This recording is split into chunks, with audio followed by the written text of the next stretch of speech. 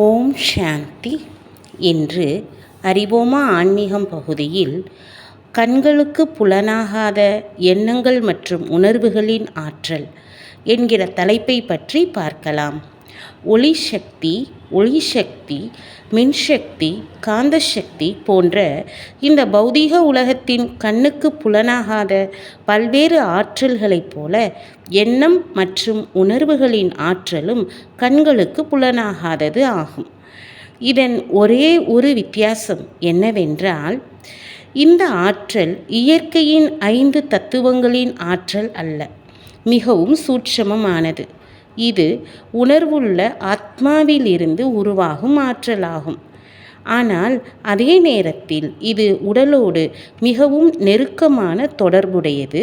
மேலும் உடல் மூலமாக மட்டுமே தன்னை வெளிப்படுத்தி கொள்ளக்கூடியது என்பதையும் மறந்துவிட வேண்டாம். மற்ற ஆற்றல்கள் தன்னைத்தானே வெளிப்படுத்தி கொள்வதும் கிடையாது. அவை உணர்வுள்ள ஆத்மாவிலிருந்து உருவாகுவதும் கிடையாது. அத்துடன் நாம் உடலுக்குள்ளே இருக்கும்போது மட்டுமே எண்ணங்கள் மற்றும் உணர்வுகளின் ஆற்றல்களை உணர முடியும். அதிக நேரங்களில் பல தவறான திசைகளில் ஒவ்வொரு பிறவியிலும் நாம் வாழும் காலம் வரை இந்த ஆற்றல்கள் போய்கொண்டே இருக்கின்றன. இந்த ஆற்றலை நாம் வரிசைப்படுத்த, கட்டுப்படுத்த, நிர்வகிக்க, ஒழுங்குபடுத்த கற்றுக்கொள்ள வேண்டும்.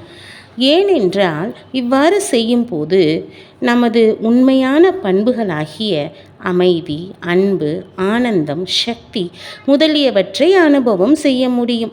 இவற்றை அடைவதுதான் நமது ஒரே ஒரு ஆசை ஆகும். அதற்காக நாம் பல்வேறு முறைகளை பயன்படுத்தி வந்திருக்கிறோம். ஆனால் பலமுறை இந்த ஆசை நிறைவேறவே இல்லை. ஏனென்றால் நாம் அடிப்படையான மேலும் மிகவும் முக்கியமான இந்த ஒரு முறையை மறந்துவிட்டோம். இதை நம்மால் நீண்ட காலமாக அடைய முடியவில்லை.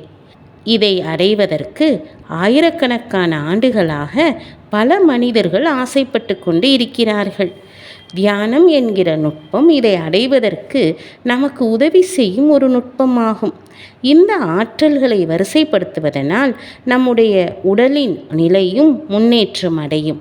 ஏனென்றால் இவை உடலின் பல்வேறு உறுப்புகள் மீது நேர்மறையான தாக்கத்தை ஏற்படுத்துகின்றன.